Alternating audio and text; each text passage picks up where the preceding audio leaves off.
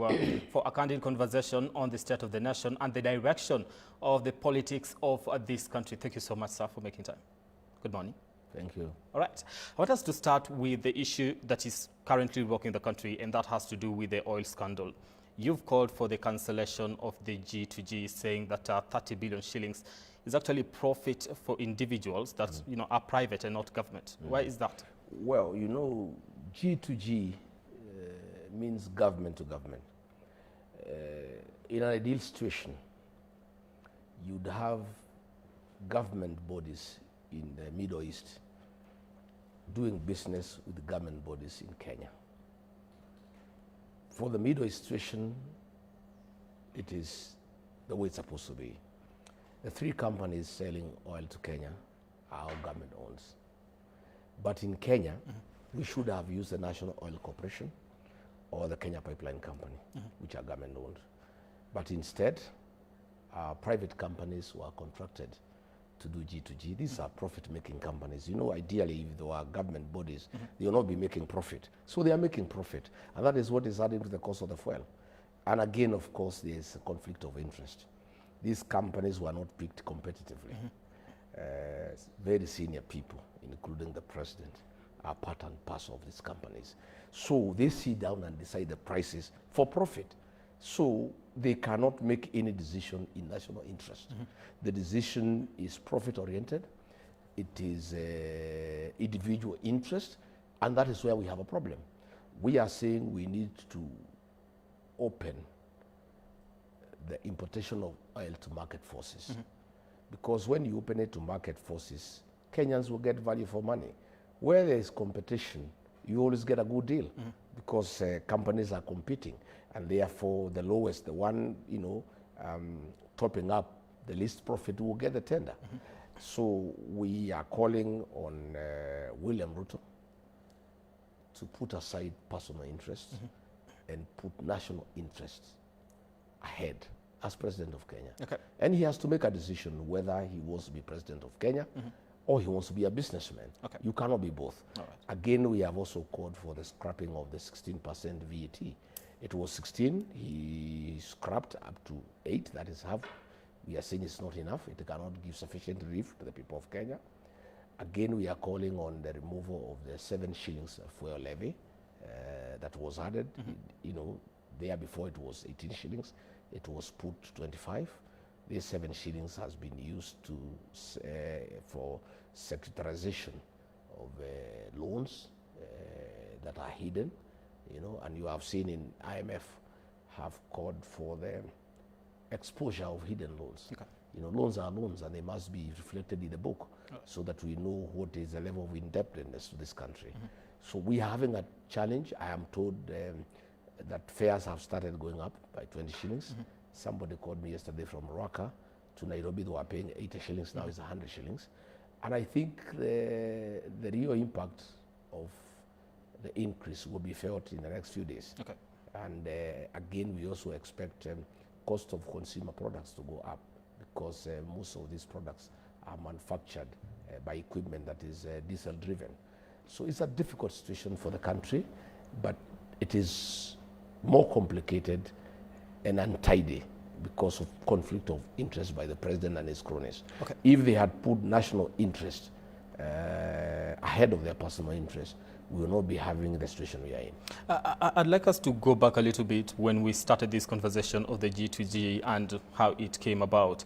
And back then, of course, you're still in office. And when this conversation was happening in regards to the G2G and which companies will actually be in charge of receiving or rather doing the trade, were you part of that conversation? No, I was not. I have said repeatedly that the Ruto administration is a one-man show. Everybody else is a flower girl. And that is why I could not last long, because I was elected by the people. And I have a mind of my own, and I'm a very principled leader as well. And I could not be part and parcel of the praise and worship choir.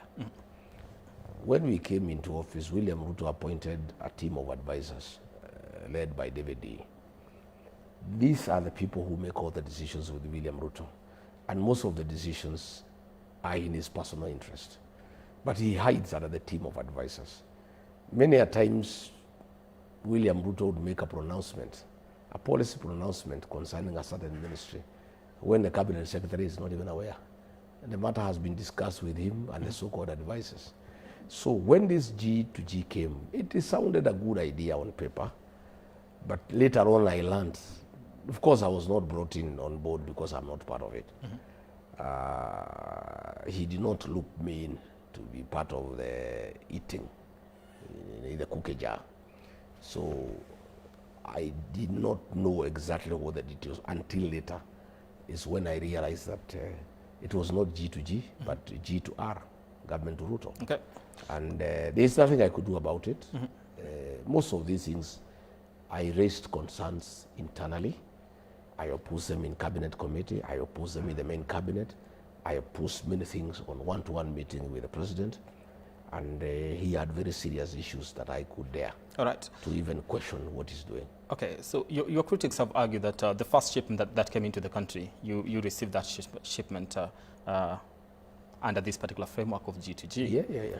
And the statement that you read was like, it was a good deal and a good framework for the country because it is going to help the economy and also strengthen the Kenyan shilling. That's the way it looks on paper. Okay.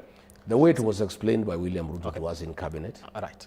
I'd like to ask whether that particular term, was it coercion for you to read that particular statement, or was it in the first 1 year of our administration, I gave William Ruto the benefit of doubt. He had very high-sounding ideas and great things that sounded very attractive to me and to the people of Kenya. Bottom-up economic model, G2G, affordable housing.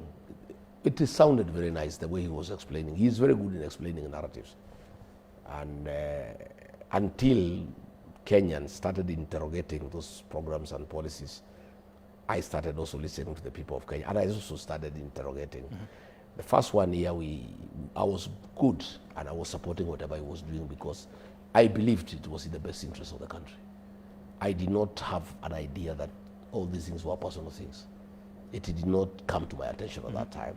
So I was his principal assistant. So when he said, go and receive the oil in Mombasa, I did. And a speech was written for me and I very eloquently prosecuted his case because I believed him. Like many Kenyans did. I'm not the only one who believed him. Many Kenyans believed William Ruto. I cannot be blamed for having believed in him. Many of us, 7.2 million Kenyans, believed in William Ruto and what he was saying because he was saying what sounded good things. Okay. You know, that, he would lift those at the bottom of the pyramid to the peak of the pyramid. He would put money into people's pockets. He would bring financial inclusion through the Hustler Fund. He would reduce the cost of gas to 300 shillings. He would give everybody a free gas cylinder. He would give people diapers. He would make internet free. All these things were good things, Human beings, and Rigathi Gachagua is one of them, like good things in life. I cannot be faulted for liking and loving good things of life. Everybody likes good things of life. So when you have a leader whom you trust and whom you support, and he promises good things, naturally you are very attracted to that leader and to support him in whatever he wants done so that it can succeed. It's only 1 year down the line, I realized the whole thing was a fraud. Okay. It was a con game. This was a fraudster. He was not a leader. Right. He was a businessman. Okay. And he had got an office to enrich himself and to capture the state and to own the whole Kenya. As we speak today, he is in every sector. He is in insurance, he is in hospitality, he is in banking, he is in oil, he is in entertainment. Even now he has gone into Matatu. The normal people's business now he is in it. Right. It only took me 1 year to actually see that things are not adding up. It's not looking good. This man was deceptive. This man was a fraud. This was a con game. And 7.2 million Kenyans were conned with Rigathi Gachagua. But Rigathi Gachagua had the latitude to say, no, I cannot partake. I cannot be part of this fraud. Right. I cannot continue this con game. Okay. And I started raising serious questions internally. Until it reached a point, I started raising them publicly. Would you say you are isolated in most cases when it comes to matters policy? Because if the G2G, you are not part of the I conversation. was not isolated. Nobody was part of it. William Ruto runs a one-man show. He even advises advisors on how to advise him. Nobody knows anything, but most of the people are not courageous enough to stand up and say no. That is where we have a problem. You know, I am different from others. I am that kind of person. During the Finance Bill 2024, I was the lone voice in cabinet saying, no, this is not tenable. This is not acceptable to the people of Kenya. I'm listening to the ground, and Kenyans are saying no. And if we insist, we shall be left with an egg on the face. It came to pass. I was the only member of the National Security Council who objected very strongly to abduction and killing of Gen Zs. I did it. As deputy president, I publicly called a press conference in Mombasa on the 26th of June, 2024, and admonished the president and government for killing young people and abducting them. I'm that kind of a person, but we are very few. You know, courageous men and women are very rare. I am among the very few Kenyans who can stand up to a president in office and tell him no. All right. You know, we are few. You know, we had Justin Muturi in cabinet saying no. You know, Metekali Nturi saying no. There's a few of us, and of course we were asked. You know, he couldn't take no for an answer. He couldn't, you know, imagine, entertain any, anybody with a divergent opinion. His word is law, is final. He's president. Okay. What he wants must be done. It must happen, whether it's right or wrong, whether it's against public interest, whether Kenyans are crying, whether Kenyans are opposed to it. He doesn't care. And that is why we now have a police state where goons have taken over the country, where police have gone rogue, where the criminal justice system is being used to clamp down on dissent. All right. And that's the situation we are in. We'll be coming into the issue to do with goons and police brutality, of course, in a few. But one of the companies that you mentioned linked to President William Ruto in the issue to do with oil is suing you for defamation. I have not been served. I heard about it, but nobody has served me, so I don't want to comment. Nobody has served me. Court matters. If you want to sue somebody, you serve him. If I've not been served, I'm not aware of any court case. I've just heard people talking about it in social media. I don't deal with rumors on social media. If anybody wants to sue me, you serve me. Then my lawyers will go to court and defend me. All right. But will you still stand by the words that you used in terms of I am very clear. You have never heard me say I've been misquoted. I am a very meticulous leader. I don't just talk. I have a lot of information. And going forward, Kenyans will hear more. I have been very reluctant to spill most of these beans because it can bring the country down. And I'm a very patriotic Kenyan, and I would have wanted a situation where we face William Ruto in the next election and replace him with somebody else. And if all things go well, I think I should be that person. What is happening if we bring it to light? We may not be able to get to 2027. How bad is the situation? The situation is very bad, and I think where we have reached now, we need to tell Kenyans more. Like when you look at this SHA, it's the biggest scandal in the history of independent Kenya. A system to run SHA was bought at 104 billion, when the actual system only cost them 1 billion. So Ruto, Duale and company have pocketed 103 billion. It's such a monumental scandal in the history of independent Kenya. There is a company that is domiciled in Dubai, and they are receiving every second of the month 600 million towards the payment of the system. As we speak today, SHA owes about 98 billion.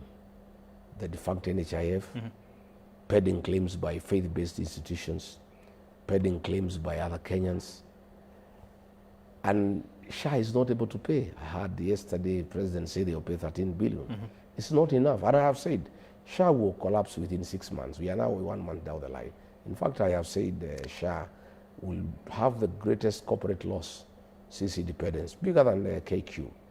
And I have said the Shah has been in ICU. It's dead. It's a walking zombie. So do you it's say, just a question of time. Do you say it is the collapse of Shah is imminent? And there's It's nothing imminent. that can It's be done? imminent because when you look at what is being collected and what is being stolen to pay towards that 103 billion, they cannot sustain paying the claims because they put 103 billion is what is being paid in installments. 600 million every second of the month. And these are companies owned by Akina Duale and others. And today we are saying, look at what has happened to the teachers. The teachers had a very good insurance cover by Minet. A teacher would get sick and walk into hospital, get treated. In the unfortunate event, one loses his life. We had the last payment, where you get house, you get final expenses for burial. Under Shah, that is not possible. Today, they have capped what teachers can use to 1,200. 1,200 cannot get anybody treatment in Kenya. It's treating teachers with such indignity. There is no doctor now who can take less than 3,000 as consultation fee. So when you cap the payment for teachers to 1,200, the teachers are in anguish. Many of them now have to top up from their pocket, yet they have an insurance cover. Many of them, when they die, they have to look for money. Yet they had a very good cover that was working well.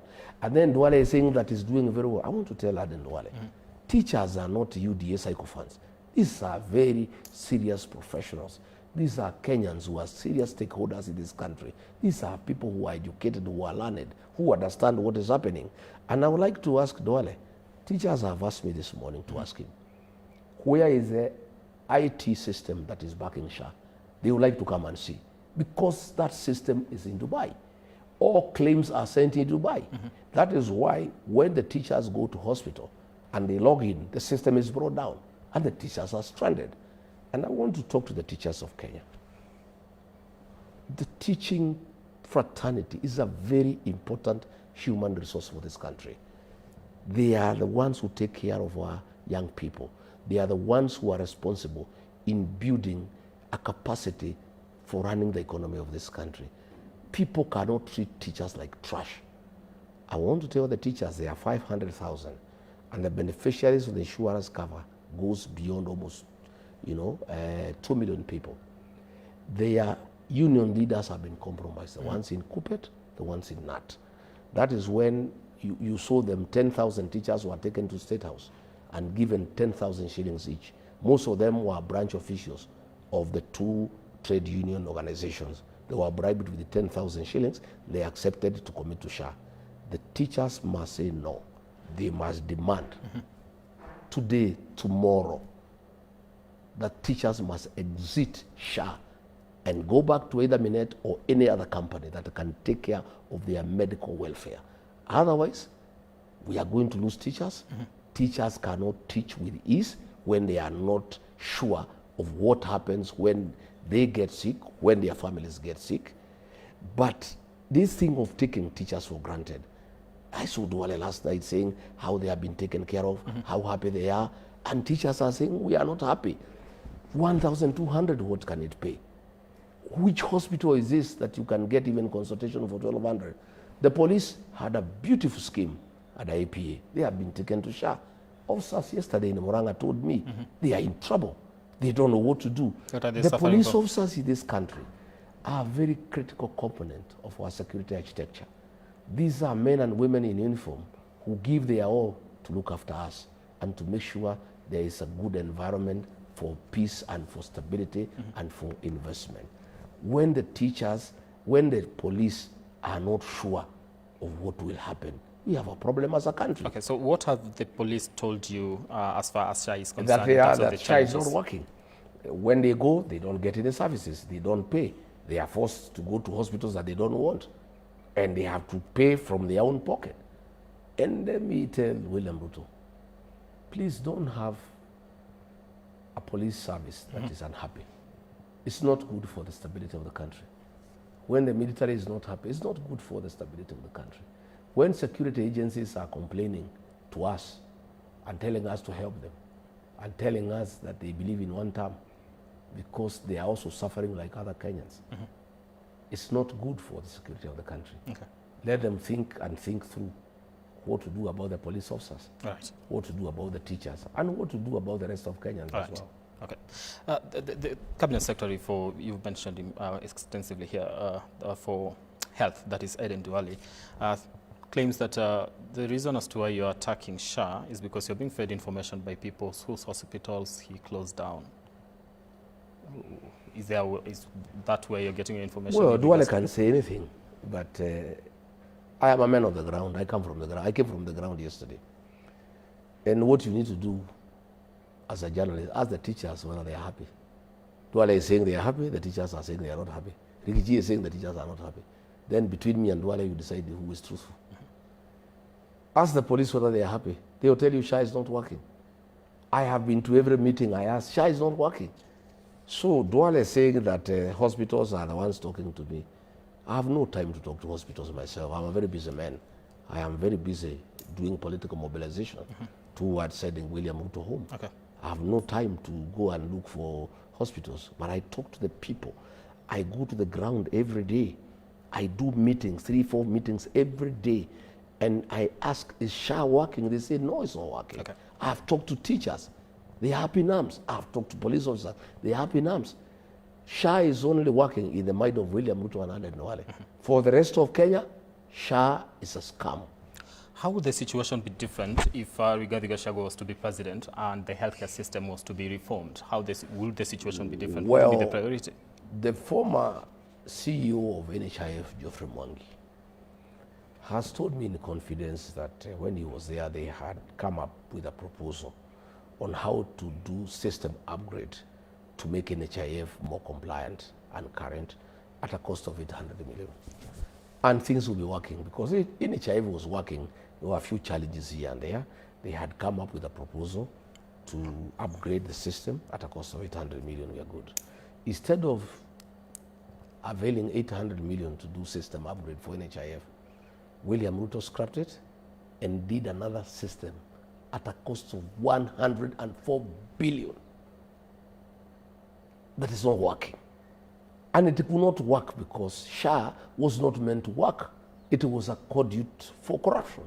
It was a conduit to steal 104 billion. Nobody had an idea how it will work. The main objective, the motivation of William Ruto and his people was to steal 104 billion.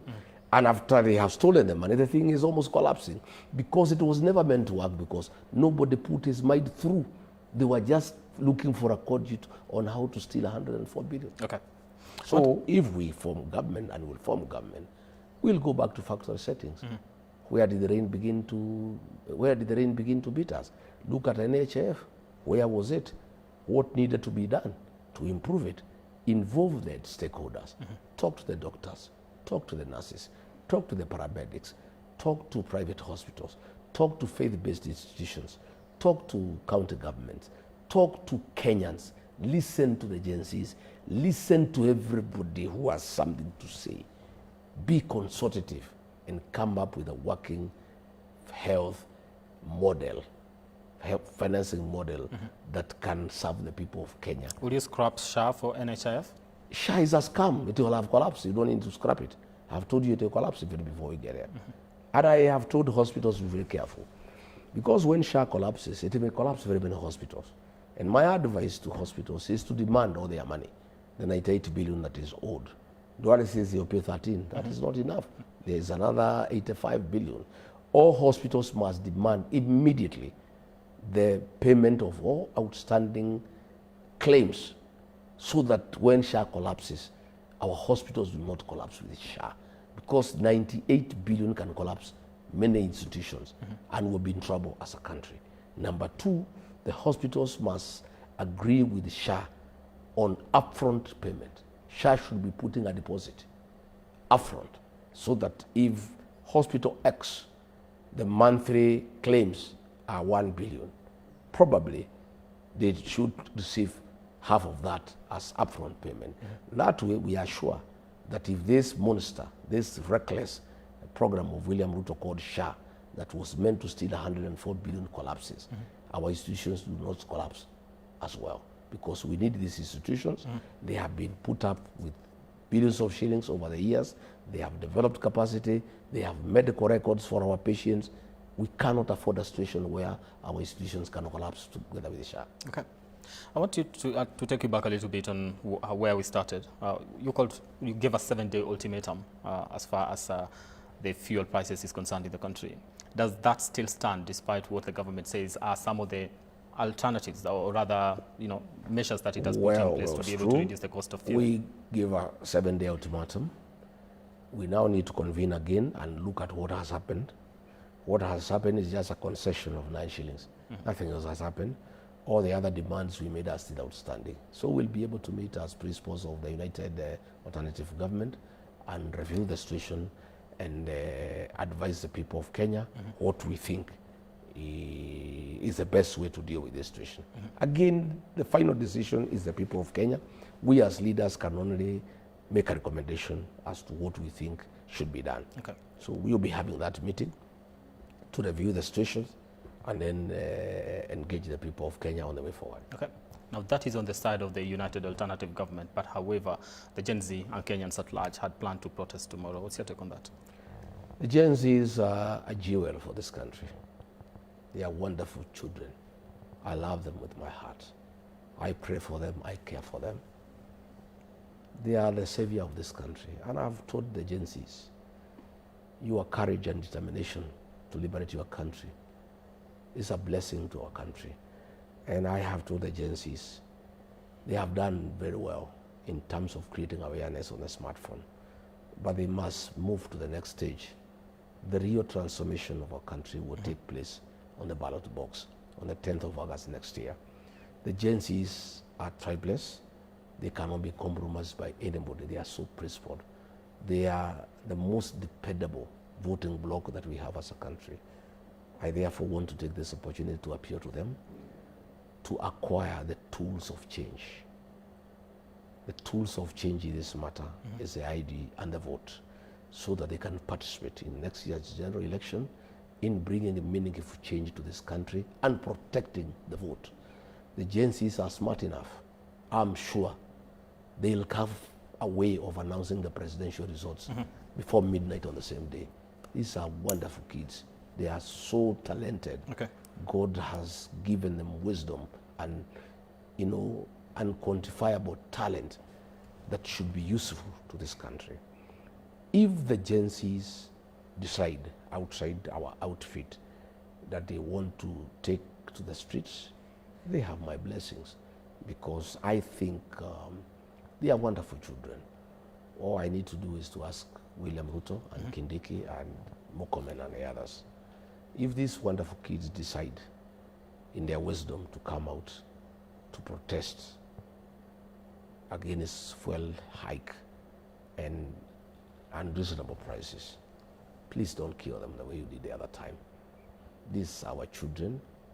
They have a right under the Constitution to express themselves and to express disgust and frustration by what the government is doing. Right. The government has no reason to kill them. William Ruto, Kindiki, and Murkomen, you have shed enough blood of young people. You still have Gen Z blood on your hands. Okay. And all the challenges you are facing in the country, you are being haunted by the blood of the Gen Zs. Right. Please, for whatever it takes, don't shed more blood of our young people. All right. Let these children be. Let them express themselves and go back home. And they move around with a smartphone, Okay. with water. Last time they came out, the police and Kimani Ichung'wah and Murkomen organized goons to beat them up, burn shops, loot shops. Please don't use that strategy again. All right. It did not work with the people of Kenya. They wanted to say that it's the opposition that is organizing goons to attack businesses. The goons were being escorted by police. They were working together. I am sure if the Gen Zs come out, probably they are likely to use the same strategy, organize goons to go and beat up the young boys and girls, loot shops, destroy property. Please, let these children be. Allow them to express themselves in accordance with the laws of the land, All right. in conformity with our constitution that allows freedom of expression, that allows freedom for people to protest, to picket, and to do all those other liberties that are protected in the Bill of Rights and our very, very, very good constitution. All right. Good point to transition to the state of security in the country. The last time we sat down with you here, I asked whether, because you just started wearing protective gear and we are looking at the attacks that were actually, being leveled against you. Right now, would you say we have slid into anarchy, or we are slowing? We are headed to anarchy. When William Ruto sent policemen to Haiti to help the people of Haiti to contain and disband criminal gangs, little did we know that they had not gone there for that purpose. It is now crystal clear to all Kenyans that our police had gone to Haiti to benchmark, to learn how to work with goons and criminal gangs back at home. The goons that have been attacking us, they work together with police. In Kikuyu constituency, the goons were suppressed by citizens. It's the police that came to attack us. In police vehicles, using tear gas, using guns, using live ammunition. And the MP for the area had vowed we would not go there. And police stopped us. And we still went. It's the police who attacked us. Right. The attack in Witima ICK Church was done by the police in broad daylight with police vehicles. The officers are known. William Ruto has said they should not be prosecuted. This is a country of goonism, and Kipchumba Murkomen and P.S. Lemodomoro are the real goons. In fact, when I came from the US, it is Murkomen who paid Nairobi MPs to get goons to attack me from the airport. So when I hear him talking about goons that they are brought by politicians, he's just playing around with the minds of Kenyans. It's under Kipchumba Murkomen that goons are part of the National Police Service.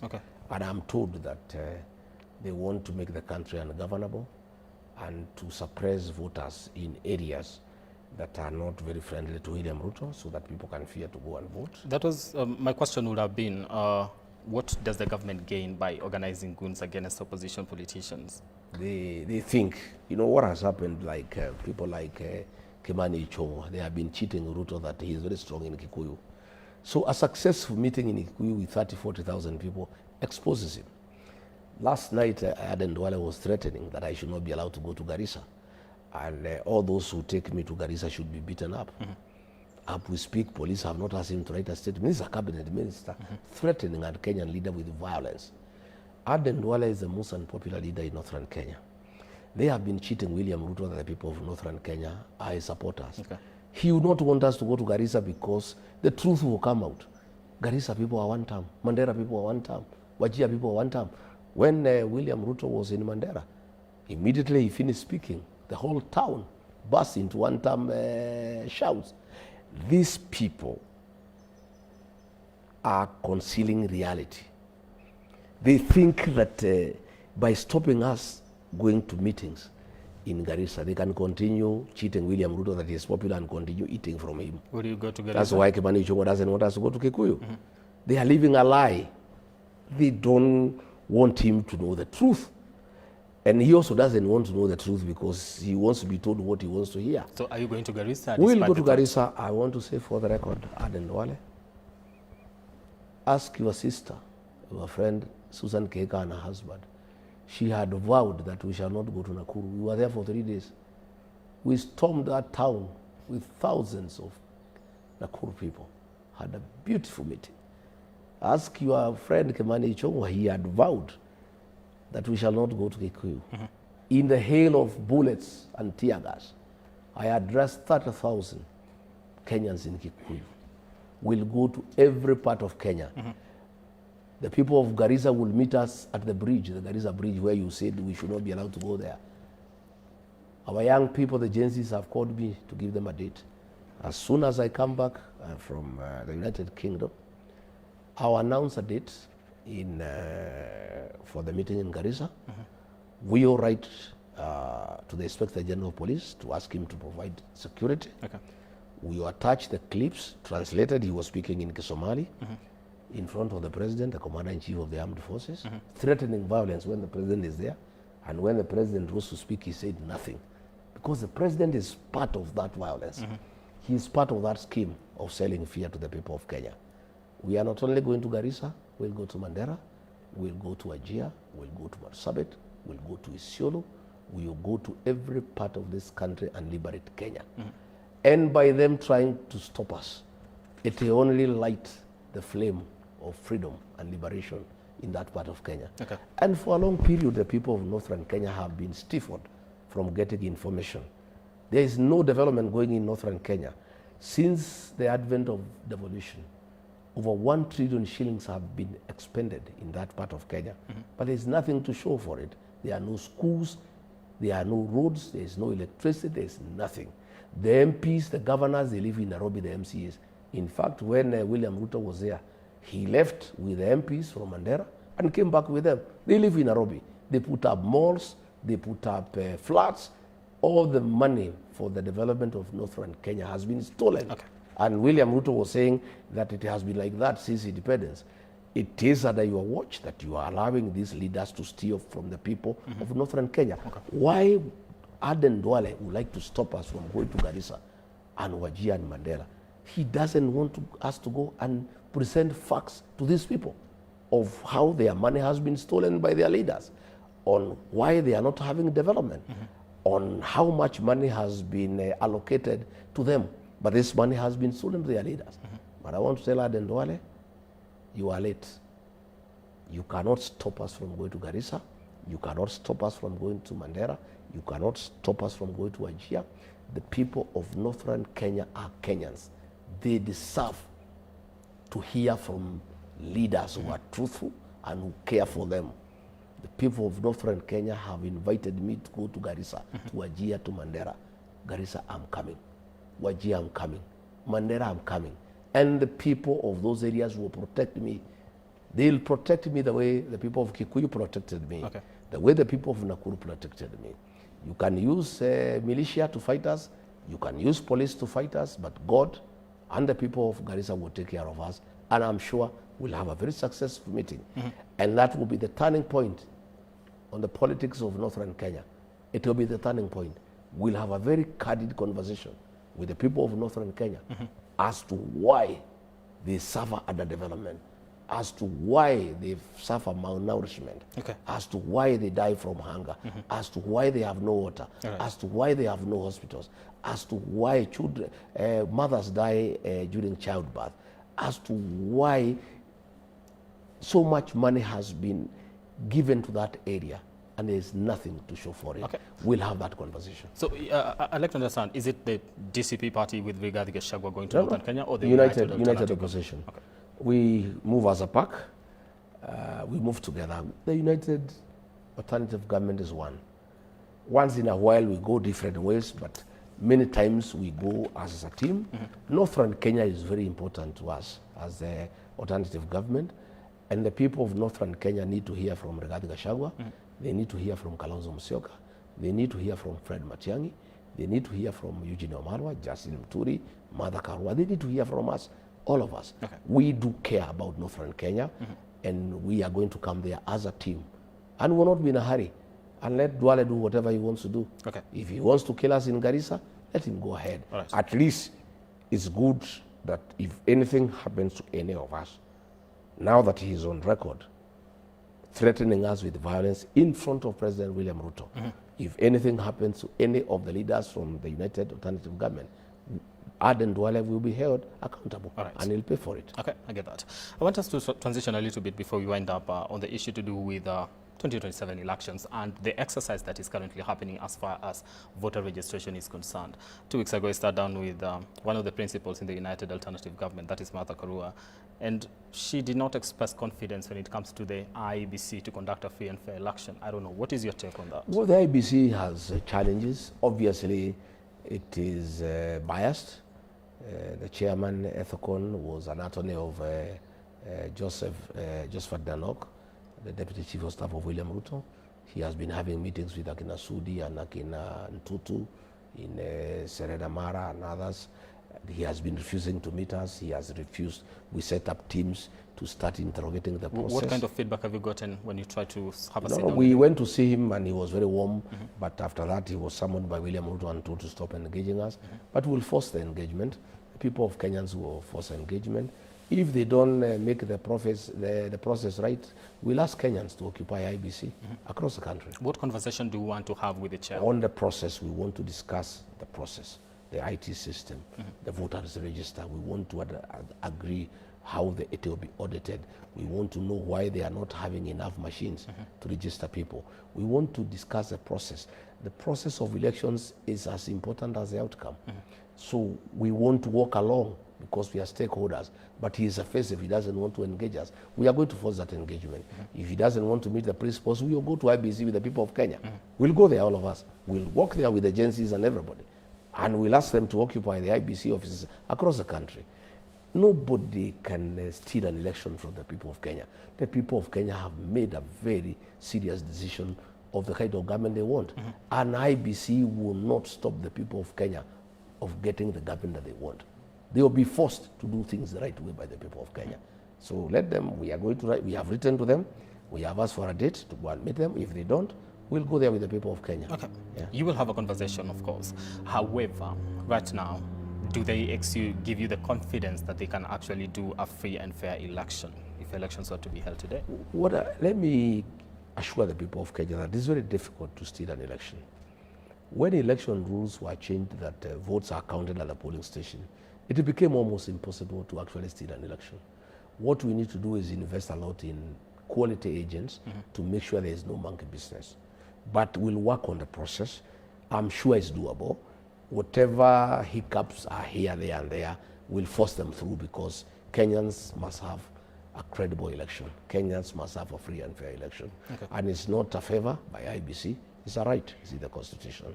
We'll engage IBC, and if push comes to shove, and they are unwilling to engage us as principals of the alternative government, we'll enlist the support of the people of Kenya in forcing them to have a conversation with us. All right. In forcing them to have a conversation with you, of course. I want to look at the zoning conversation that is happening across the country. You are part of a coalition or united alternative government that has so many political parties within that. Do you engage in a conversation where you would actually consider zoning so that one party gets to clinch a particular seat? I don't believe in it. DCP will have candidates across the country, 47 counties, 290 constituencies, 1,450 wards across the country.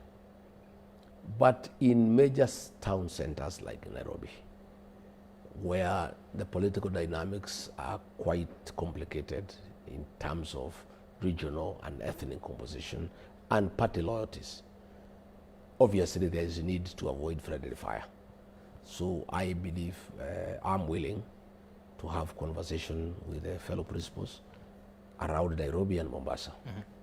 I'm willing to have conversation around Nairobi and Mombasa. Again, between parties that are working together. For example, I have a very good relationship with Wiper. We would have some concessions, but on a friendly basis. No coercion, no rules, nothing.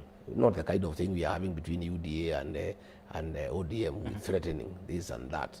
That's not a very healthy political marriage because it's based on deception.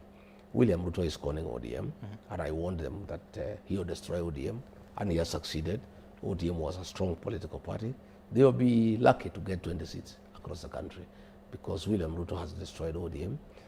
That's a conversation for another day. Lucky to get 20 seats across the country. Yeah. That is MP seats. Yeah, because like you see in Western Kenya, he has enticed through monetary benefits MPs from ODM to move to UDA. He is doing the same in the Coast region, and that was predominantly, an ODM zone. Okay. In Nyanza, he has put parallel candidates at the UDA through PS Raymond Omolo, who is having a lot of money, and he is sponsoring candidates against Raida's MPs. There are MPs who stood with Raida for all the years, and Raymond Omolo, sent by Ruto, has recruited opponents of those MPs, and they have serious money from the state. Again, Raymond Nomoro has developed a very serious capacity for goonism in Nyanza. Those are the goons that will be utilized to make sure that the original ODM characters are nowhere. And that is what will happen. They are trying to say this and that, but that is the truth. They have been outfoxed, and Ruto has cornered them. You know, he tried to do the same with the mountain, to divide the mountain. I refused. I was very firm. That's why he has a lot of problems with me. He wanted to divide Mount Kenya east and west. I said no. Okay. It cannot happen. He wanted to use Akina Ichung'wa to make Kiambu out of the mountain. I said no. The mountain is one. We'll have one basket, one vote. But he has succeeded in dividing ODM, and actually he has made now ODM a Luo party. You know, he has made sure that the coast is gone, western is gone. He has made now ODM a Luo party, and even within that Luo party, he has brought UDA to undermine, the original ODM characters. That was the That strategy. is William Ruto. That is a divisive character, divide and rule. I've seen a very useful headline in the People, whether divide or rule, whether it's real or as illusion. It is an illusion in the mountain, it's real in the ODM. He'll succeed in some areas like ours, he will not succeed. Because as we know him, you know, we have had the benefit to know him. The Luo people do not know him. They just saw him the other day. So just the same way he conned us, he's conning them. And already they have fallen victim. They cannot recover. He has destroyed the ODM irreparably. It cannot be salvaged. But for the mountain, he wanted to divide the mountain vote to make it useless, to make it less potent, to make us less irrelevant in the national political equation. But I, with the support of a few leaders and the residents of the mountain, the Meru, the Embu, and the Kikuyu, we have stood together as a people. And we have said nobody can divide the mountain. We will go to this election as one. And we'll have a vote in one basket. Okay. Talking about the division that was attempted on the Mount Kenya people. Yesterday you said Kindiki has been reaching out to you in regards to forgiveness. Who is he sending?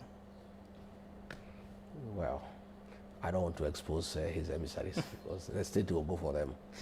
But I said two, but I have added one more. Dividing the mountain, I cannot forgive him. I am very, very, very, very angry with anybody who tries to divide the mountain, because our unity is our strength, is our future, is our relevance. Without a united mountain, we are nobody in this country. So anybody who tries to divide the mountain is an existential threat to our very existence as a people. So anybody who tries to do that will meet my wrath. And that's why I am on Kindiki, because he's the one, and CS Ruto has been using to try to divide Mount Kenya east and west. I cannot allow him. He has been using Kimani Ichung'wa to try to remove Kiambu from the mountain. I cannot allow him. I must go for those characters. I must make sure, as the leader of the region who is accepted by the people and was elected by the people, make sure that I retain our relevance in the national political discourse. When you say I retain our strength, I retain our influence, and that influence, that relevance is hinged on our unity as a region. We are only useful to other Kenyans politically, in terms of political engagement, in terms of coalition building, when we are one, when we are united as one block. Let me talk about your presidency as I wind up, and I'm totally out of time here. Has your philosophy when it comes to matters leadership changed over time, ever since you are impeached right now that you seek to be the next president of the Republic of Kenya? Has it changed? Well, I'm a people-based person. I'm a better leader, obviously. I have more experience. I have engaged Kenyans more from a position of down when I'm one of them, because I hold no position in this country. So my conversation with the people of Kenya is very free and real, because they are not intimidated by any position. So it's very truthful. That's why you see what I say in Kenya passes, because I get it real, raw from the people of Kenya, because I am just an ordinary Kenyan. I engage Kenyans freely. They don't fear me. They don't hide anything from me. They tell me as it is. This impeachment has made me a better Kenyan. It has given me an opportunity to benefit from the wisdom of Kenyans, to interact with Kenyans freely and to hear exactly what the people of Kenya want. Okay. And that impeachment, we are in court on 27th, 28th, and 29th.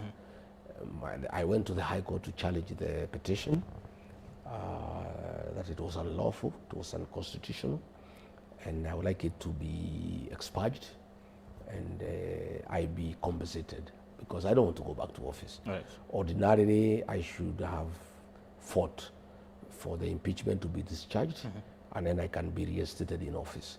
But I have no intention to go back to office because I cannot work with William Ruto. He's too much of a dictator. He has ruined the country. He is a one-man show, and I would not like to be part of the ruin of the Kenyan nation and the economic hardships Kenyans are going through. He's also quite deceptive. He's not truthful. Okay. It's not anybody you can work with. Right. So I'll be in court on the 27th, 28th, and 29th is when the judges have set 3 days to hear me. My lawyers are prepared well, and I'm very hopeful. I'm very hopeful that the courts will find that the process and was unconstitutional. The accusations were frivolous, and they had nothing to do with undermining the Constitution. It is William Ruto who had a problem with me, and he obtained the impeachment through fraud, through bribery and coercion. So I am hopeful, but it doesn't matter to me. By the way, the outcome of that process in court is neither here nor there, because the fact that I'm at home impeached has not stopped me from being a Kenyan leader. Was an impeachment a blessing in disguise for you? My meetings are most attended. They are organic. I paid nobody. Kenyans listen to me. They treat me as their leader, irrespective of having been impeached. But Kenyans, there are several types of leaders. If you study leadership, you have what you call traditional leadership. Those are the wazes. You have charismatic leadership, the one of Jomo Kenyatta. You have positional leadership, the one of Kindiki. He is a leader because he has a position. But you have functional leadership, the one of Rigathi Gachagua. I'm a functional leader. I hold no position in Kenya, but I'm a very serious leader in this country. Would you say there is a very big difference between being in power and having power. So you have there are power. people who are in power, but they have no power. For them to address a meeting, they have to pay people. If you have to pay people because they cannot listen to you without paying, you have no power. I hear Oburu is crying, he wants power. Now he has changed tax, now he is asking for respect. He cannot get power when Kenyans are suffering because of fuel increase, and he is eating with Ruto. How can he get power? Power comes from the people. Having a position is nothing. I feel like Kindiki has a position, but he cannot address any meeting in the country without paying. William Ruto today is president. He cannot address a single meeting in this country without paying people. Rigathi is here, he has no position. He's just an ordinary citizen. Wherever he goes, thousands of Kenyans listening to him. That is what is called being powerful. So you are powerful. Would you say your impeachment was a blessing in disguise? It was a blessing in disguise because I don't know where I would be sitting. Kenyans would have killed me now. People back home would have burned my house. I mean, what is happening is unacceptable. I am happy that I'm not part of this administration. All right. Thank you so much, Honorable Rigathi Gachagua, for your time. Much appreciated. All right. That does it for us here on Poly Talks. Do have yourselves a lovely day. Let's do this again when God says we do. My name is Brian Amoy. Thank you.